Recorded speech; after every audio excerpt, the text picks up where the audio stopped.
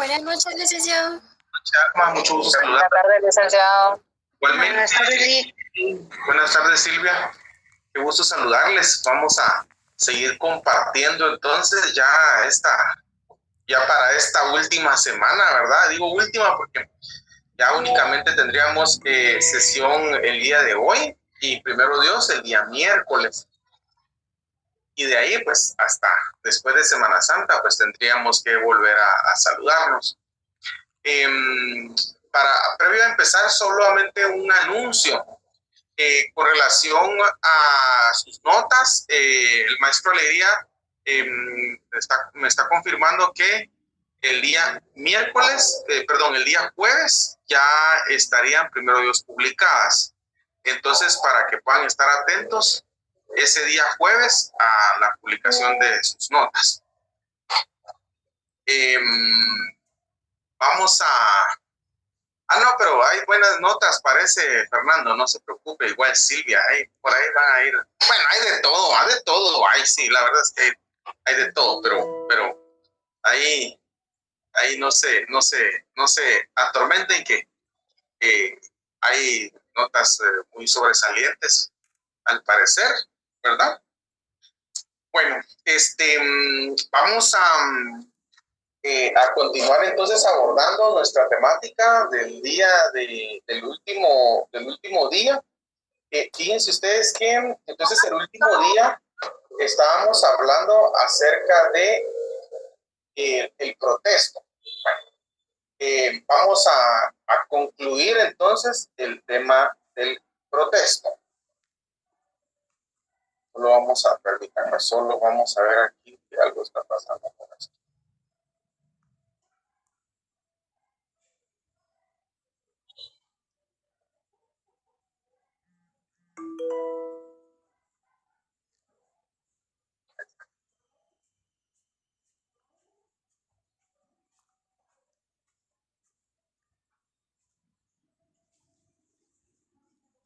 Entonces vamos a continuar. Recording in progress. Entonces,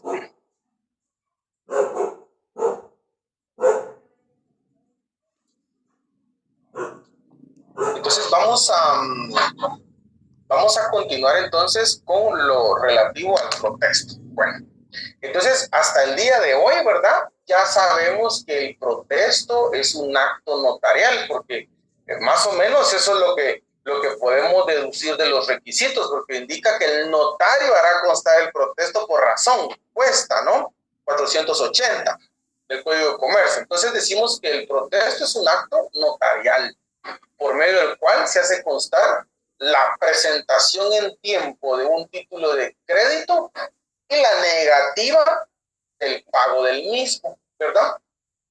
Más o menos así podríamos definirlo si unimos algunos elementos del artículo 399 con algunos requisitos del 480. Lo que sí es un hecho es que es un acto notarial, definitivamente, porque el único que puede hacer constar esa circunstancia o ese hecho es el notario, porque a través de las actas notariales el notario da fe de hechos que presencia y de circunstancias que le constan. Entonces, aquí la pregunta es entonces la pregunta con relación al protesto, vemos entonces que ¿qué pasa si no me pagan el título de crédito? Esa es la pregunta.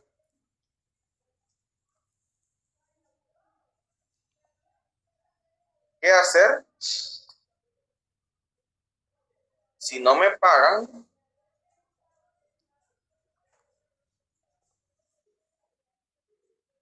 el título de crédito? ¿Qué hacer si no me pagan el título de crédito? Bueno, si no me pagan el título de crédito, yo tengo dos opciones. Recuerda que hay dos opciones, ¿verdad? La primera opción es, si es necesario, se protesta. ¿verdad? Si es necesario, se protesta. Si no es necesario, no se protesta. ¿Cómo sé cuándo se protesta y cuándo no? Pues depende, ¿verdad? El 399 como norma general lo que nos indica es que todo título de crédito se protesta, salvo que tenga la cláusula sin protesto, sin gastos u otro equivalente. Por aparte, el 469 nos regula.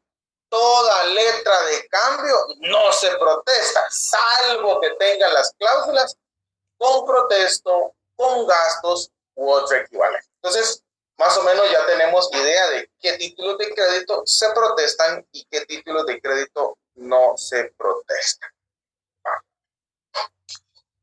Dicho esto,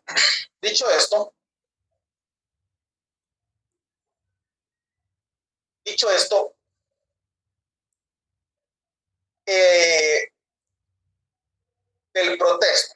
Dicho esto del protesto.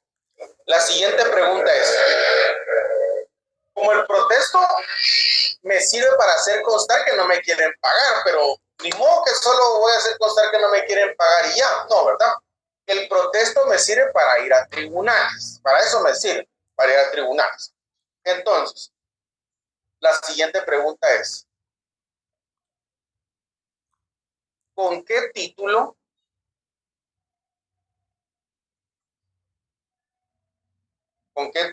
ejecutivo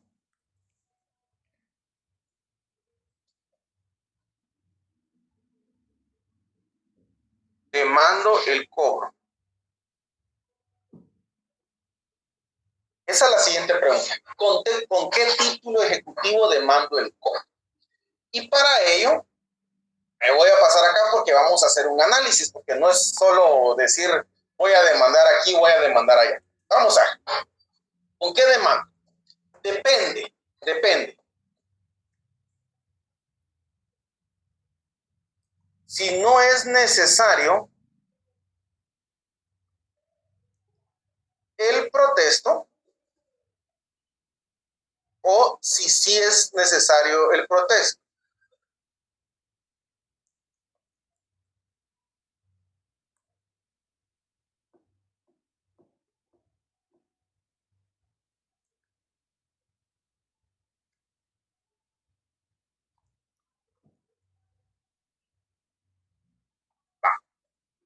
Entonces la respuesta está fácil cuando hablamos de un título de crédito que no es necesario protestar.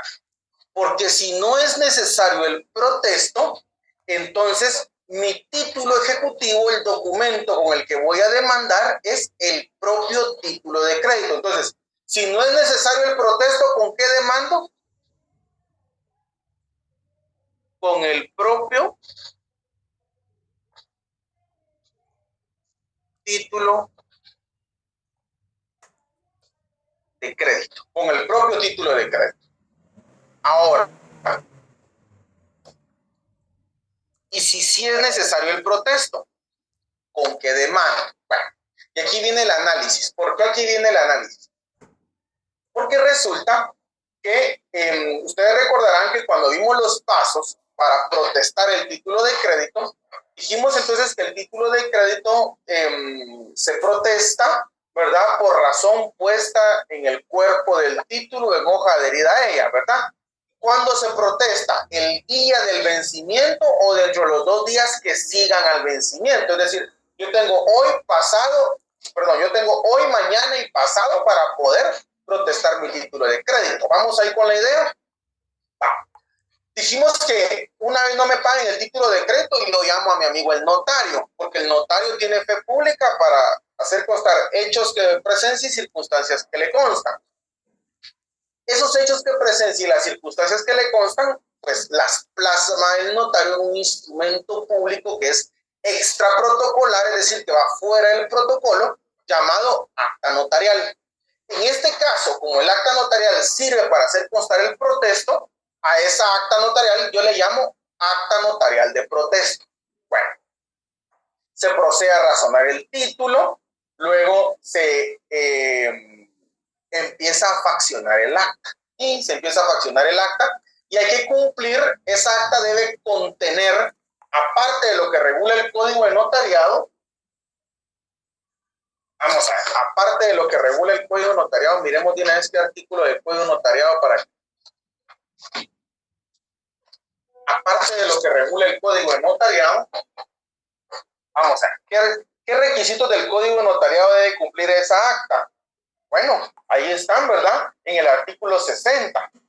Ahí está, ¿verdad? El notario en los actos. Mire, ya ve, ¿por qué los actos van en actas, no? El notario en los actos en que intervenga por disposición de la ley o requerimiento de parte, levantará actas notariales en las que hará constar hechos que presencia y circunstancias que le constan, ¿verdad?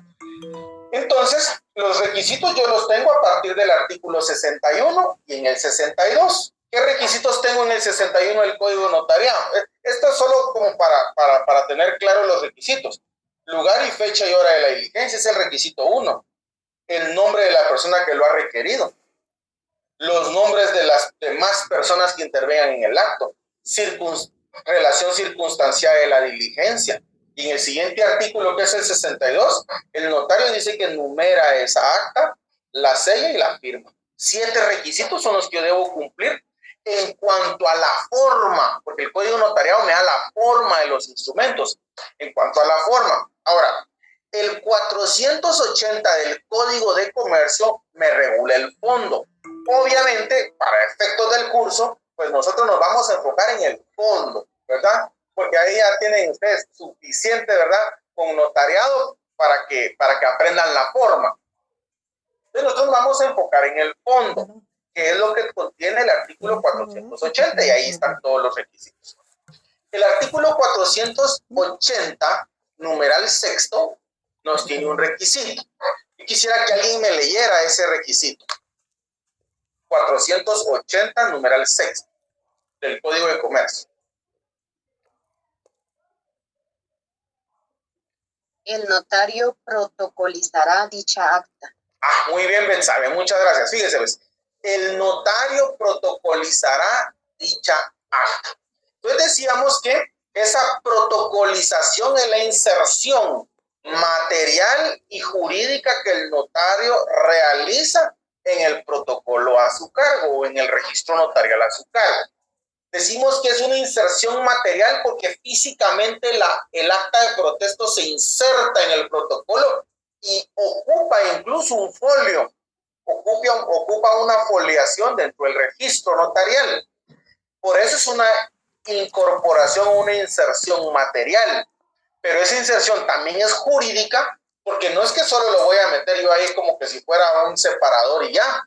Yo tengo que redactar un instrumento público protocolar o que va dentro del protocolo que se llama acta de protocolación, que a través del acta de protocolación yo inserto jurídicamente ese documento. Pues, ¿cómo lo inserto jurídicamente? A través del acta de protocolación. ¿Y cómo lo inserto materialmente? Colocándolo físicamente, asignándole una foliación cardinal en cifras, porque así lo regula el 13 del Código Notariado, numeración cardinal en cifras.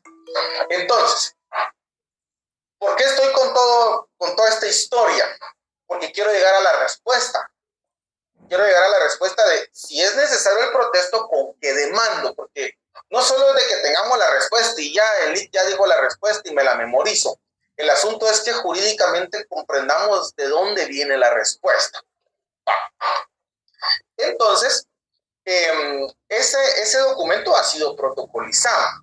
Entonces la pregunta es, ¿será que yo puedo arrancar de mi protocolo esa hoja que protocolicé, ¿verdad?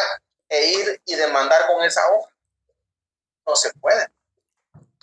Si usted rastrea la letra de cambio o el título de crédito en los requisitos que vimos del código de comercio para el protesto, después de que el notario razona el título de crédito, ¿verdad que se pierde el rastro del título de crédito? El legislador deja por un lado el título de crédito y se enfoca en el acta que el notario está redactando. Entonces, ¿qué es lo que ocurre? Resulta que una vez se ha hecho esa protocolización, la pregunta es, ¿qué documentos extiende el notario que den fe del contenido del protocolo? ¿Qué documento, repito, puede extender el notario como un documento, una copia fiel del contenido del protocolo? ¿Quién quisiera participar? Adelante, Brian, y luego Marvin. ¿Sería el testimonio? Muy bien. Entonces, el notario extiende un testimonio, pero no solamente puede extender testimonios. ¿Qué más puede extender el notario? Una copia. La certificación de la copia. Muy bien. Una copia legalizada. O también le llaman copia simple legalizada. Fíjese que estos son los dos documentos que el notario extiende. Y estos dos documentos, el notario pues dice que a través de estos dos documentos él reproduce lo que está en el protocolo. Ahora la pregunta es, ¿quién quisiera participar? ¿Qué vale más? Adelante, Marvin. Perdón, Eric, buenas tardes. Buenas tardes. ¿El acta se puede dar un testimonio de un acta? Según yo entendía, era solo de las escrituras. Claro. Y como el acta está dentro del protocolo, mediante un acta de protocolización, ahora resulta que el acta pertenece al protocolo y por lo tanto yo puedo extender testimonios o copias legalizadas del contenido del protocolo. Por ahí vamos, por eso es que voy ahí con la idea desde el inicio de que se protocolizó, porque realmente el documento ahora está protocolizado, está dentro del protocolo. Si usted se va a su artículo 8 del Código Notariado, se lo tiene ahí a la mano, vaya y lea. ¿Qué dice el 8? Que el protocolo es la colección ordenada ¿de qué? De escrituras matrices, actas de protocolización, razones de legalización de firmas, ¿verdad? Y otros documentos que el notario registra de conformidad con la ley. Entonces, de esos documentos que forman el protocolo, ¿cómo hace el notario para dar fe del contenido? A través del testimonio, a través del testimonio especial que va al Archivo General de Protocolos y a través de la copia legalizada.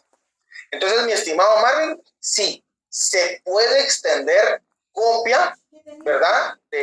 O testimonio de dicho instrumento. Pero, ¿cuál es la copia de qué instrumento me van a extender copia? Me van a extender copia del acta de protocolización, del acta notarial de protesto. Ya ahorita voy más adelante, voy a ir con ese trabalenguas, porque por ahí va nuestra respuesta. Bueno, lo que yo quiero ver ahora es que comprendamos, no solamente que no lo memoricemos. A ver, ¿qué quiero que me comprendan? Porque ahorita la siguiente pregunta es, ¿con qué demando? ¿Con el testimonio o con la copia legalizada? Para ir a esa respuesta, yo quiero que por favor hagamos una lluvia de ideas. A ver, ¿qué vale más? ¿Qué es más importante? ¿Qué tiene más valor jurídico, mayor certeza jurídica? ¿El testimonio o la copia legalizada? A ver, escríbanme ahí tus respuestas. ¿Qué tiene más valor, el testimonio o la copia legalizada? Yo diría que están iguales, al menos en mi opinión, licenciado, están iguales, pero diría el testimonio también. Amílcar dice que ambos, Fernando dice que el testimonio, Zulma el testimonio. Yo pienso que el testimonio, licenciado. El testimonio dice Héctor, Yajaira, Clemente, Lester, votan por el testimonio. Ay, nadie me vota la copia legalizada. Me voy a sentir mal. No, es broma. A ver. Ok, o sea, la mayoría es testimonio. Y otros por ahí, ambos, la minoría ambos, pero nadie me le dio, pero ni 5 centavos a la copia legalizada. Ahí está, Dionisio dice que la copia legalizada, por lo menos para tener ahí quórum, ¿verdad ustedes? Muy bien. Entonces, Licenciado, disculpe, tal vez sería la copia legalizada porque ahí es donde va redactado literalmente nuestro título de crédito. sí, ahí voy. Realmente en las tres formas, testimonio, testimonio especial y copia legalizada, en los tres va el contenido fiel del instrumento público. Va ahí, va. Ahora lo que quiero que veamos es, ¿cuándo yo emito un testimonio? ¿Cuándo emito una copia legalizada? Esa es la pregunta. Bueno, yo emito un testimonio por dos motivos. ¿Por qué dos motivos yo voy a emitir un testimonio? Yo voy a emitir un testimonio porque voy a pagar impuestos. Claro, si usted lee la ley de timbres fiscales o si lee la ley del IVA, le va a decir ahí, el impuesto se paga en el testimonio. Entonces, de plano, si voy a pagar impuestos, tengo que emitir testimonio. ¿Qué más? ¿Por qué otra razón yo emito un testimonio? Porque voy a inscribir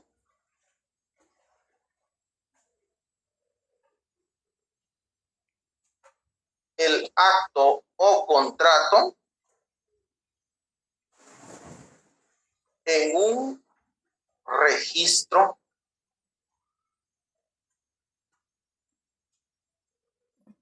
público. Esto, por favor, lo estamos viendo desde el punto de vista de la teoría formal del instrumento público. Ahora, ¿para qué me sirve la copia legalizada?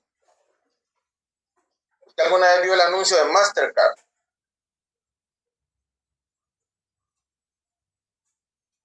Para todo lo demás, copia simple legalizada o copia legalizada. Lo que pasa es que todo depende de la normativa, ¿verdad? ¿Verdad? Copia legalizada, copia simple legalizada, ¿verdad? Vale. Entonces, en términos generales, por ahí tengo yo que irme con relación a la función del testimonio y la copia legalizada. Ahora, la pregunta fue, ¿qué vale más, un testimonio o una copia legalizada? Los dos valen exactamente lo mismo. Ni uno pesa más que el otro, porque a través de los dos documentos el notario da fe del contenido del protocolo. Entonces, o da fe con el testimonio o con la copia legalizada, no importa. Valen exactamente lo mismo. Lo que pasa es que depende para qué lo quieran. Sí, es que si es una identificación de persona, la identificación de persona va en escritura pública, me tienen que extender un testimonio, porque eso lo voy a inscribir a RENAP. Por eso va en escritura pública y por eso se tiene un testimonio. Es que yo voy a comprar una casa. ¿Por qué la compraventa de una casa va en escritura pública? Porque hay que extender un testimonio, porque a través del testimonio pago el impuesto e inscribo el inmueble en el registro de la propiedad.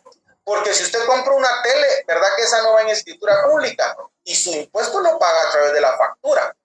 Pero cuando estamos hablando que hay que inscribir en los registros públicos, entonces va en escritura porque hay que extender testimonio. Eso como regla general. Claro, tendrá sus excepciones. Por ahí en notariado ustedes las habrán platicado oportunamente. Pero en términos generales, esta es la idea. Ahora, mi pregunta sigue en el aire. Si hay que protestar el título de crédito, ¿con qué demando? Ahora la pregunta es, mi título ejecutivo, porque yo voy a promover un juicio ejecutivo, mi título ejecutivo es el testimonio o la copia legalizada. A ver, antes que me contesten. Y quiero que nos ubiquemos, por favor, en el artículo, me parece que es, váyase a su código procesal civil y mercantil. Si no lo tiene, no se preocupe. Ahorita aquí alguien que lo tenga nos va a hacer favor de leer el artículo 327 del Código Procesal Civil y Mercantil. ¿Alguien que nos ayude con el 327? Acá lo tengo, licenciado. Muy bien, si me hace favor de darle lectura desde el inicio y luego cuando ya toquen los numerales, me hace favor y se salta al numeral cuarto. Está bien. Artículo 327. Procedencia del juicio ejecutivo. Procede el juicio ejecutivo cuando se promueve en virtud de alguno de los siguientes títulos. Primero, los testimonios de las escrituras públicas. Segundo, la confesión. Sáltese de una vez al cuarto. Al cuarto. Sí, al cuarto, ajá. Los testimonios de las actas de protocolación, de protestos, de documentos mercantiles y bancarios, o los propios documentos si no fuere legalmente necesario el protesto. Ok. Miren, tanto que nos hicimos bolas y si hubiéramos leído este artículo, pues sin tanta vuelta, ¿verdad? Porque prácticamente ese artículo está respondiendo nuestras dos preguntas. Si no es necesario el protesto, ¿con qué demando? Con el propio título. Y si es necesario el protesto, ¿con qué me está indicando ahí que debo demandar? Testimonios de las actas de protocolación. Con el testimonio del acta de protocolación, por supuesto, con el testimonio del acta de protocolación. Hágame favor, Brian, vuélvame a leer nuevamente el artículo 327 y se salta, lea la parte general, ¿verdad? Y de una vez se salta el numeral cuarto, por favor, para que los que no tengan código procesal civil y mercantil a la mano puedan escucharlo nuevamente porque vamos a ver otro artículo después. Está bien. Artículo 327. Procedencia del juicio ejecutivo. Procede el juicio ejecutivo cuando se promueve en virtud de alguno de los siguientes títulos. Cuarto, los testimonios de las actas de protocolación de protestos, de documentos mercantiles y bancarios, o los propios documentos si no fuere legalmente necesario el protesto. Ok, va. Entonces, pregunto a la general, ¿verdad? ¿Con qué voy a demandar? Con el título, con el testimonio, con el título. Con el testimonio según este artículo. Con el testimonio, muy bien. Ahora quiero que nos vayamos, por favor, al Código de Comercio. Ahora le voy a pedir favor a una dama que nos ayude con la lectura del artículo 1039 del Código de Comercio. Artículo 1039 del Código de Comercio. ¿Te lo leo, Ali? Si me hace favor, Zulma, muy amable. 1039. Dice vía procesal. A menos que se estipule lo contrario en este código, todas las acciones a que dé lugar su aplicación se ventilarán en juicio sumario, salvo que las partes hayan convenido en someter sus diferencias a arbitraje, en cuyo caso prevalecerá el acuerdo arbitral sobre cualquier proceso o vía judicial señalada específicamente en este código o en otras leyes de naturaleza mercantil. En los juicios de valor indeterminado. Vámonos al tercer párrafo. En materia mercantil. Pongan atención, por favor. Volvamos a leer, Zulma, perdone, volvamos a leer. Tercer párrafo. En materia mercantil, son título ejecutivo las copias legalizadas del acta de protocolización de protestos, de documentos mercantiles y bancarios, o los propios documentos si no fuere legalmente necesario el protesto. Muy bien, va. Ahí estaríamos, Zulma. Va. A ver, ahora la pregunta es, ¿con qué demando? Esa es la pregunta. Porque con ambos, licenciado. A ver. Tengo dos normas que parece que se están contradiciendo. Y pues una debería prevalecer o... Dice la específica, sería la del Código Mercantil. Código de Comercio. Sí, el comercio, el 1039 prevalece en mi opinión, ¿verdad? Porque es la ley específica sobre la general o sobre una parte, ¿verdad? Ok.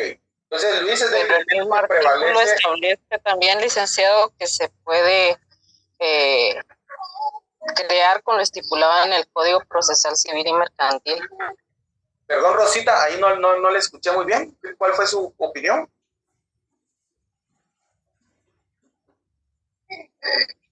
En la parte de abajo dice que se resolverá en concordancia con lo estipulado en el Código Procesal Civil y Mercantil.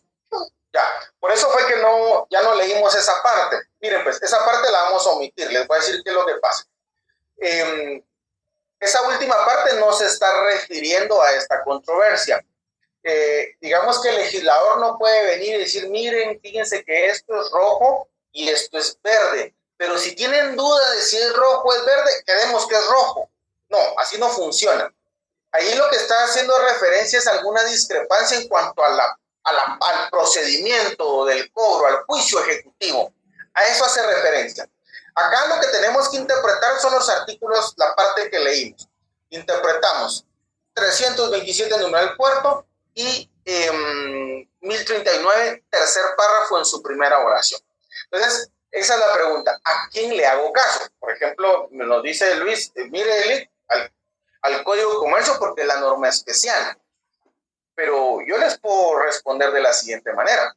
Para un mercantilista el Código de Comercio es la norma especial, pero para un procesalista la norma especial es el Código Procesal Civil y Mercantil. Entonces, las dos normas son especializadas.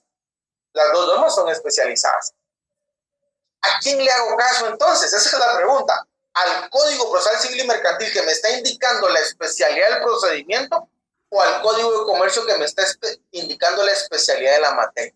¿Qué opinan? ¿Qué opinan? Buenas noches, licenciado. Buenas noches. Yo creo que depende mucho de qué documento de los tres tengamos a la mano para realizar la acción. Creo que cualquier manera se puede realizar, o sea, depende de qué documento es el testimonio, la copia legalizada o el propio título. Entonces, sí. Con el propio título no hay problema, porque ahí no hay problema. La dicotomía es si es testimonio o copia legalizada. ¿Usted con cuál de los dos cree que tenemos que demandar? ¿Testimonio o copia legalizada?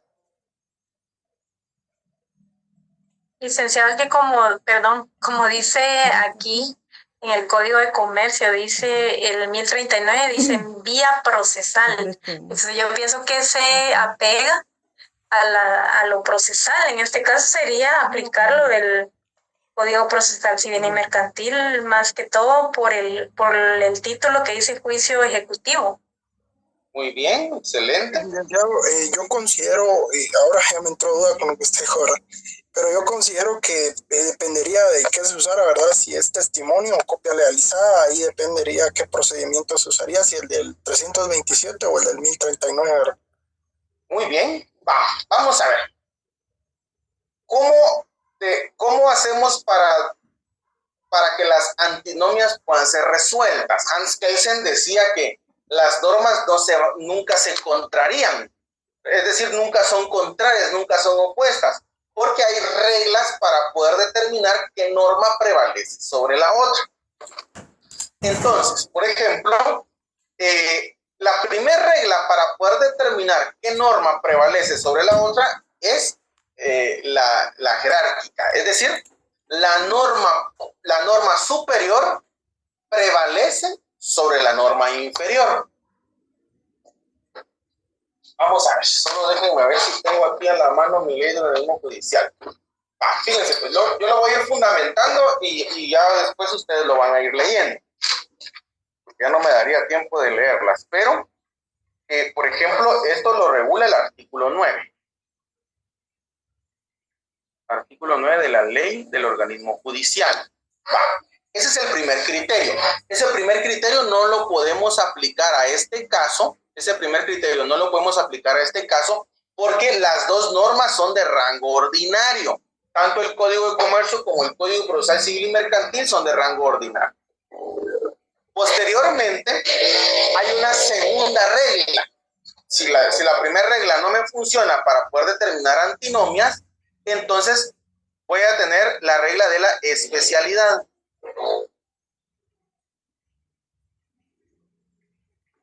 ¿Qué es lo que me indica la regla de la especialidad? Que la norma especial prevalece sobre la general. Y esa la voy a tener en el artículo 13. 13 de la ley de organismo judicial. Ese sería el fundamento. ¿Qué más? Tercer criterio. Si evidentemente, ¿sí, Rutilio? No había visto que tenía la mano levantada. Buenas noches. No tengo pena, licenciado. Buenas noches, licenciado.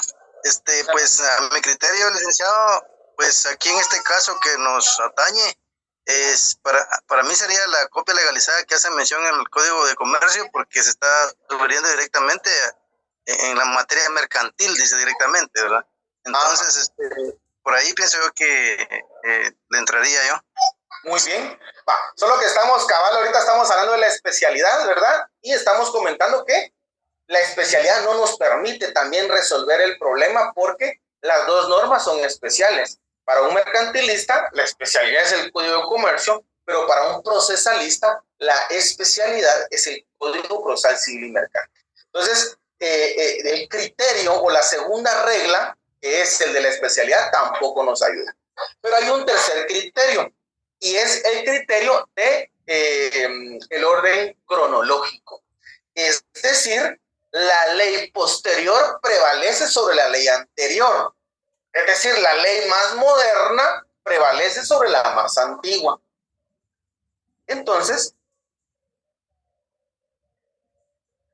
¿qué es lo que nos dice esta regla cronológica? Que su fundamento va a estar en el artículo 8.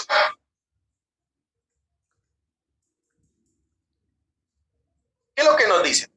Que la ley posterior prevalece sobre la anterior. Entonces ahora la pregunta es, ¿qué artículo es más moderno? Bueno, déjenme contarles que, por ejemplo, el Código Procesal Civil y Mercantil entra en vigencia un 1 de julio de 1964, mientras que el Código de Comercio entra en vigencia un 1 de enero de 1971. ¿Qué norma es más moderna? Bueno, pues es más moderna la del Código de Comercio por 6 años, me parece, por 7 años de diferencia, es más moderna la del Código de Comercio. Por lo tanto, respuesta, ¿con qué título ejecutivo demando el cobro? Si no es necesario el protesto, ya vimos es con el propio título.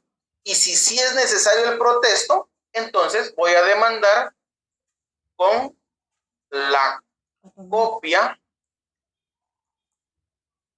legalizada del acta de protocolación. Protocolación o protocolización, no importa, ¿verdad? Porque la ley también lo maneja indistinto. Con la copia legalizada del acta de protocolación del acta notarial de protesta. El acta notarial de protesta. Debe ser yo, me voy. Entonces, esas son las dos respuestas que usted debe manejar. ¿Con qué demando? Con el propio título si no es necesario el protesto. Ahora, si sí es necesario el protesto, con la copia legalizada del acta notarial de protocolación del acta notarial de protesto. Así como trabalenguas, pero así se lo tiene que aprender, oye, porque así se ve. Como es, Lick, disculpe eso último, a mí sí se me hizo bien. Si quiere, tómele ahí la captura. Ahí gracias. la captura. Tomos, ahí vamos a... Entonces aquí estamos con esa parte. Ahora lo que quiero que veamos en los próximos 8 minutos es, ¿se puede suplir el protesto? Esa es la pregunta. ¿Se puede suplir el protesto? Ya vimos que el protesto es un acto notarial. ¿En qué caso se hace constar o se puede hacer constar que un título de crédito ha sido presentado en tiempo, pero que no lo haga constar el notario? Bueno, déjenme contarles que hay un acto que suple el protesto. Hay un acto que suple el protesto.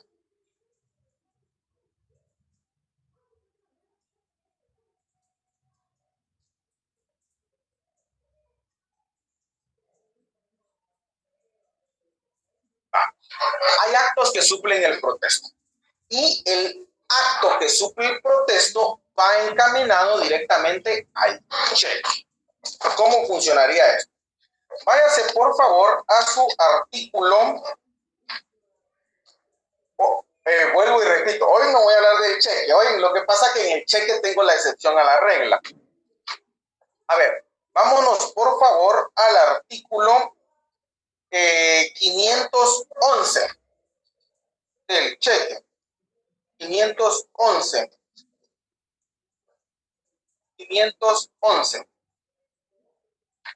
Vamos a ver, perdonen, vamos a ver, solo permítanme.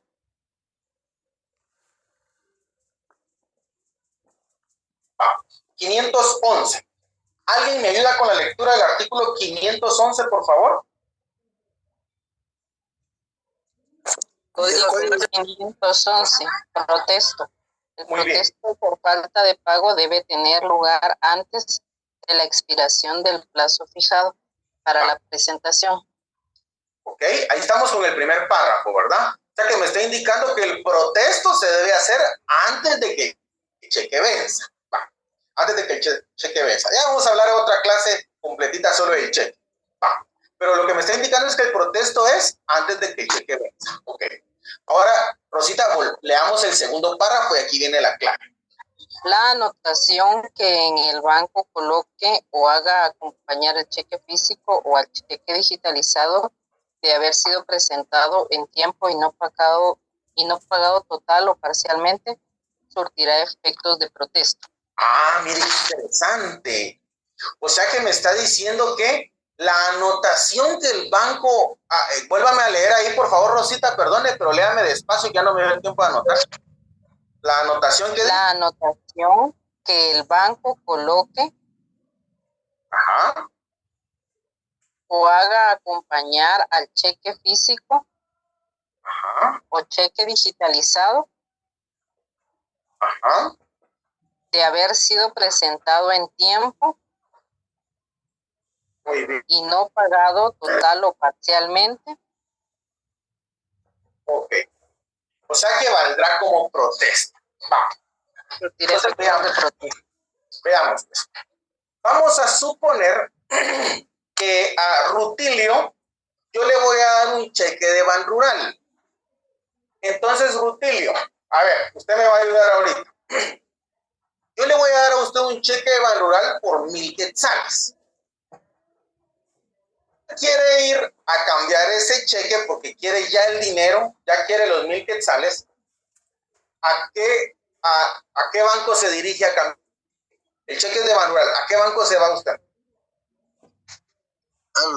Al Ban Rural.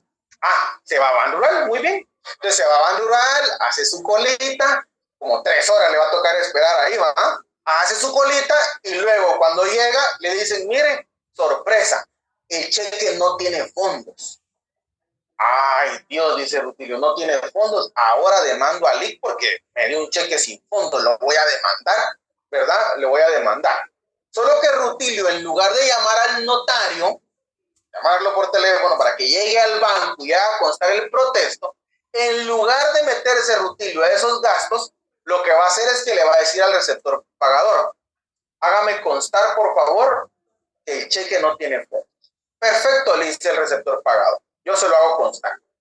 Puede ser que el receptor pagador le coloque un sello al cheque, le ponga un sello y dice rehusado o rechazado por falta de fondos. Es decir, en el propio cheque.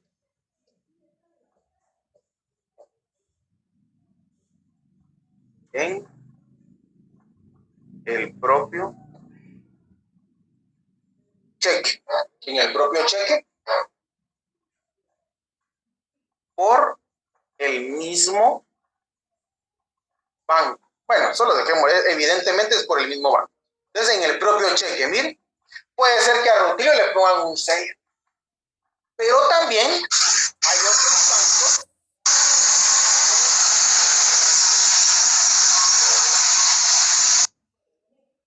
Hay otros bancos que tienen un listado de motivos por los que un cheque es rechazado. La firma no coincide, el cheque fue revocado y entre todas las opciones dice por falta de fondos. Entonces agarra su listadito el receptor pagador y le pone un chequecito. Donde dice por falta de fondos le pone un chequecito, lo sella y lo engrapa el cheque. Entonces es donde se acompaña.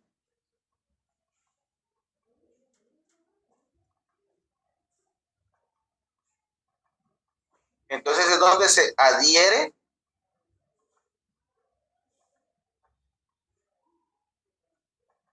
una boleta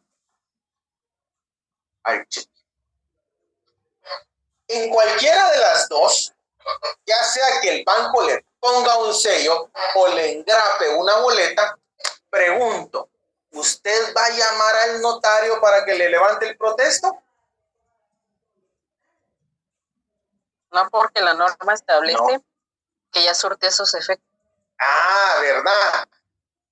Muy bien, así como lo dice Rosita, ya no, porque la ley me está diciendo, el legislador me está diciendo a través del Código de Comercio que si el banco ya me colocó o ya me acompañó razón de que el cheque no fue pagado por falta de fondos, con eso es suficiente y con eso es suficiente para poder ir a demandar, para poder ir a cobrar. Ahí estamos en el supuesto de que Rutilio fue a Bandural. Ahora, supongamos, Rutilio, que usted, pues, por donde usted vive, no tiene cerca un Bandural, sino que lo que tiene cerca es un GIT. Y en el GIT usted tiene una cuenta. Le pregunto, ¿usted puede ir a depositar ese cheque sin fondos de Bandural a su cuenta de GIT? Pues la verdad que en este caso, yo sé que no tiene fondos. Ajá. Pero y entonces ¿se lo recibe el banco? ¿Pero se lo recibe el banco o no? No me lo van a recibir porque ya viene rechazado sin fondos del otro banco. Ah, va, sí. Pero supongamos que en lugar usted de ir al banco, porque, pues, como no tiene Bandural cerca, o sea, este es un segundo caso hipotético. Como no tiene Bandural cerca, usted en lugar de ir a Bandural, porque no hay Bandural por donde usted está, va directo a un GIT. Le pregunto, ¿el banco GIT le recibe ese cheque? No, licenciado. Sí lo recibe el licenciado. Sí, les cuento que sí lo recibe. Sí lo recibiría, licenciado. Yo voy a GIT con mi banco, con mi cheque de Bandural y le digo, mire, deposíteme este cheque a mi cuenta. Ah, perfecto, me dice el de GIT, ahorita se lo deposito. Como GIT no tiene acceso a ver si tiene fondos o no el cheque, me lo recibe y me lo tiene ahí bajo reserva. ¿Qué pasa? Ese cheque, usted cuando va a los bancos, usted ve que tienen cheques de los propios bancos y otros bancos. Esos cheques de otros bancos, al otro día, ¿verdad? Se juntan, digamos, todos los personeros de los bancos a intercambiarse los cheques que el día anterior se recibieron. Entonces, por ejemplo, el de GIT agarra el cheque que yo le di a Rutilio y le dice al representante de Bandural, eso al otro día, y le dice, mire, representante de Bandural, este cheque lo emitió Webster a favor de Rutilio por 1,000 quetzales, cóbremelo. Fíjese que ahí se reúnen, antes de la pandemia se reunían así, mire, en una mesita redonda, ahí en el Banco de Guatemala, se reunían los 23 representantes de los bancos. Y a esa reunión se le llama Cámara de Compensación.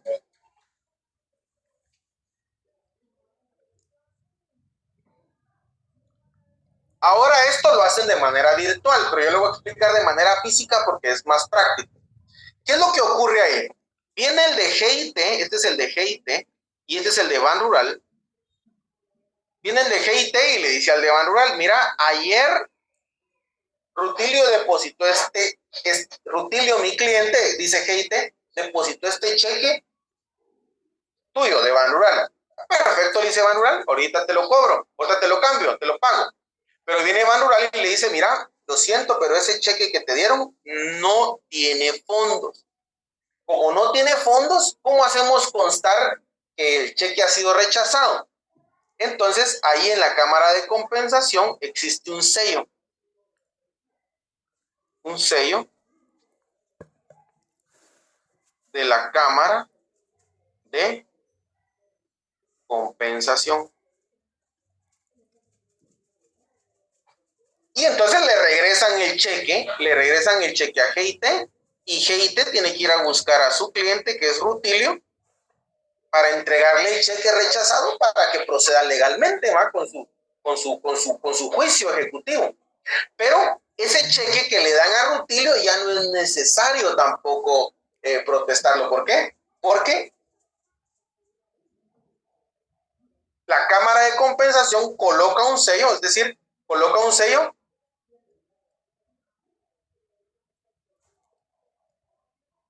a ver, aquí solo voy a modificar aquí. En el propio cheque del banco por el banco o en este caso que estamos viendo por la Cámara de Compensación. Entonces, en conclusión, ¿qué acto suple el protesto? La anotación que el banco coloque o acompañe en un cheque que no pueda ser cobrado, ya sea porque no tenga fondos o por cualquier otro motivo.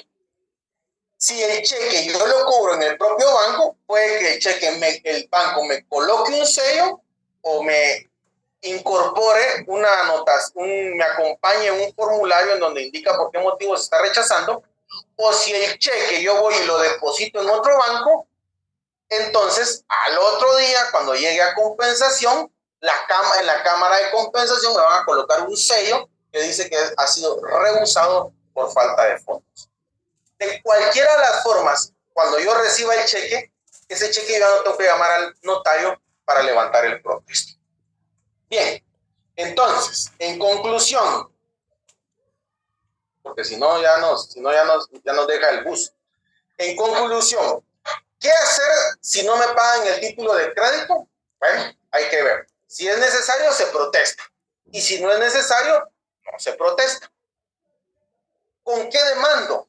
Bueno, voy a demandar, si no es necesario el protesto, voy a demandar con el propio título. Y si sí es necesario el protesto, voy a demandar con la copia legalizada del acta de protocolación del acta notarial de protesta. ¿Qué más? Hay una excepción a la regla y hay un acto que suple el protesto. ¿Qué acto suple el protesto? La anotación que el banco coloque o acompañe al cheque que ha sido rechazado. Ese cheque ya no es necesario protestar. Ustedes me cuentan si tenemos alguna duda. Estamos cabal, 7 en punto. Si no hay ninguna duda, nos estaríamos saludando el día miércoles. Adelante, Marvin. Feliz noche. Buenas noches. La Recording stopped. fe pública del notario, no se tendría mayor peso el protesto por ser fe pública, mientras el banco no está constituida la fe pública. Sí, qué excelente esa pregunta. Qué buena esa pregunta. Fíjese, Marvin, que le voy a contar su pregunta, es pero oportuna, lástima que me ha el tiempo. Ahorita que ustedes están haciendo su investigación, ustedes los únicos protestos que van a encontrar es de cheques. En los libros de Neri Muñoz, en los de Ricardo Alvarado, en los de ay Dios mío, en los de Roberto Paz, en los de el de Villegas Lara, usted va a encontrar protestos de cheques. ¿Por qué? ¿Qué pasó, Marvin? Desde 1970 que se creó el Código de Comercio hasta el 2020, la única forma era a través del protesto, del tema de cheque. Pero en el 2020 hubo una reforma. Si usted ve su código, está reformado por el decreto 6-2020. A partir de esa reforma, pues ya no se hizo necesario prácticamente al notario y pues por esa razón es que el legislador así lo consideró.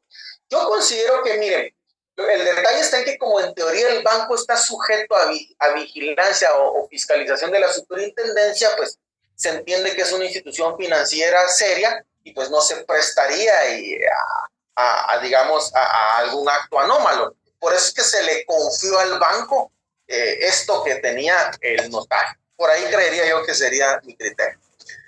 Adelante, Eduardo. Gracias. Para servirle. Buenas tardes, licenciado. Lo mío es sencillo, es que fíjese que no copié el artículo de la regla de cronología. ¿Me lo podría enseñar ahí, por favor? Ok. Muy fino, licenciado, gracias. Eso se lo tienen que aprender, eso es para toda la vida. O sea, la verdad, eso siempre ahí uno aplica sus normas. Salvo en materia laboral, ahí no aplica, ¿va? Ahí no aplica esto.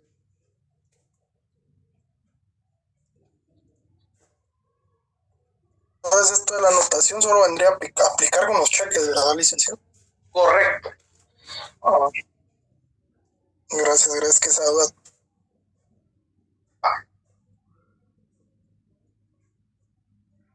Entonces lo vamos a dejar hasta ahí el día de hoy. Nos saludamos primero Dios el día miércoles.